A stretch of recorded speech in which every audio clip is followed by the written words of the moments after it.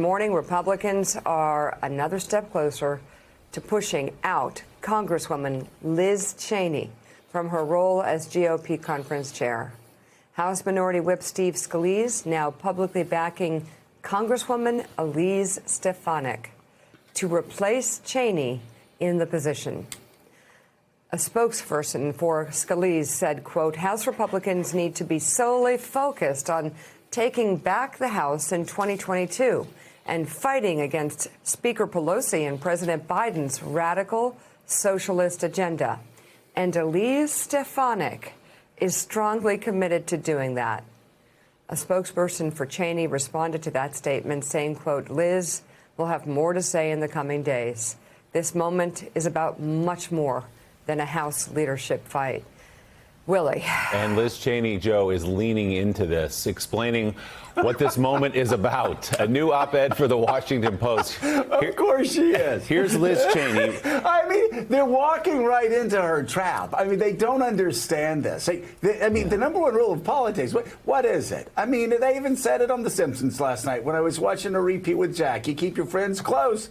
You keep your enemies closer. Well, wait, why would I want to do that? Well, you just do. And so do they really want this free agent outside over the? It's just so stupid on their part politically. Well, here's what she wrote in the Washington Post. Quote, Trump is seeking to unravel critical elements of our constitutional structure that make democracy work.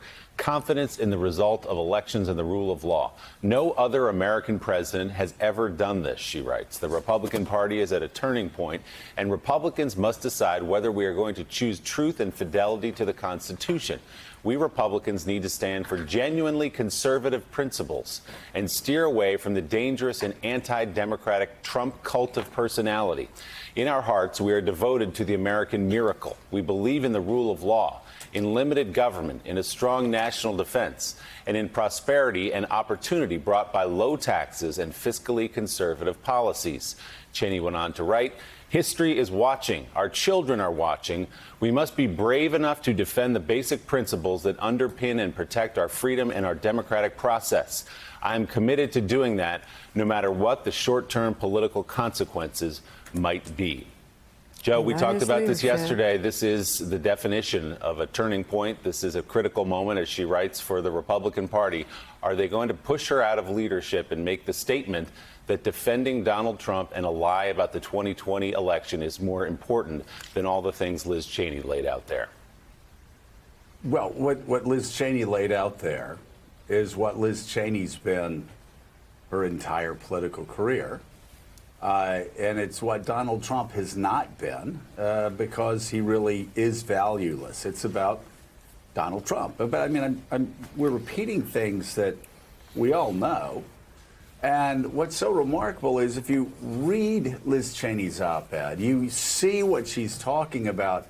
These are just basic statements that, 2 years ago we would have yawned at. Now, actually looks like they are the words of someone who is fighting for the heart and soul, not only for her party, but also for what this country stands for. January 6th was a dividing point. I don't have to tell you that. It was a dividing point between two groups of Americans, one who believe in the rule of law and believe in the peaceful transfer of power, and those who do not. And there were a handful of Republicans that stood out on January the 6th, whether you're talking about Ben Sasse or Mitch McConnell or Liz Cheney. There were a handful of Republicans that stood out and said, we're about the rule of law. We're not going to steal elections. Mitch McConnell, who's going to be in the news today for some other things that he said it was the single most important vote of his life. And it was. And here we are 3-4 months later, and the Republicans, Jim VandeHei, are trying to run Liz Cheney out of town. Now, it's very funny. I keep seeing these liberals writing op-eds going, well, we don't like you, Liz Cheney. What you're doing is a good thing, but we don't like you.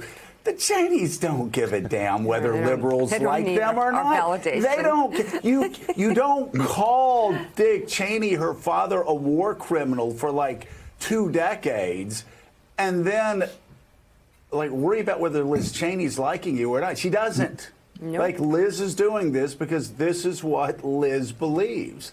And I'd say it's a turning point for the GOP, but there have been about 87 turning points for the GOP, Jim. The sad thing is it's not. They just keep turning that golf cart in towards Donald Trump. Nobody's ever jerked it the other way. And I just wonder if they're not playing right into Liz Cheney's hands ultimately by making her actually the alternative that people like me and suburban voters in Atlanta and suburban voters in Maricopa County don't look at somebody like Liz Cheney and say, oh, okay, well, there's somebody who believes in small government. There's somebody that believes in traditional foreign policy.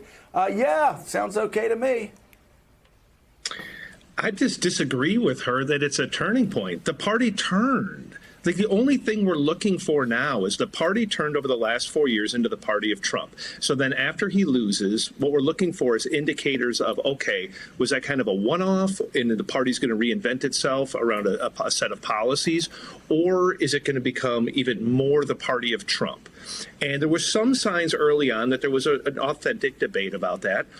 Liz Cheney's a party of a few. They're just, when you look at elected Republicans, there's very few of her. So then you have to think what's going to happen over the next 2 to 4 years. You're going to have House races. You're going to have Senate races. What type of candidates do they nominate? Do they nominate people who look and sound like Liz Cheney, or do they nominate people who sound like Donald Trump? Every indication is it's going to be a lot more Trump people. So by the time she might decide that she wants to run in 2028, you're going to have an entire elected class, an entire elected infrastructure of the Republican Party that is Trumpian. And so a lot of the things that she talks about, well, might sound sane to a lot of Republicans and sound way saner to every single Democrat. It doesn't to the people who are getting elected. The party infrastructure is Donald Trump. It's more Trumpian, I'd argue, today than it was on January 6th. Look at all these the profiles and courage of the 10 members that voted for impeachment. What have they said since then? Almost none of them, nothing. Why? Because they know the price that they have to pay. And by the way, Liz Cheney's going to pay that price next week. She will probably be booted from House leadership after winning a House leadership election merely like weeks ago. And that's how quickly things are changing. And so now you have this de facto leader of the Republican Party who doesn't have Facebook, doesn't have Twitter, has a blog. It's called From the Desk of Donald J. Trump. And he sits there and he shoots spitballs at Liz Cheney and Mitch McConnell. And the party responds favorably to that and sides with him, not Liz Cheney. Hey, thanks so much for watching our YouTube channel. You can follow up on today's top stories and breaking news, or catch up on your favorite MSNBC shows all in one place. Download the NBC News app today.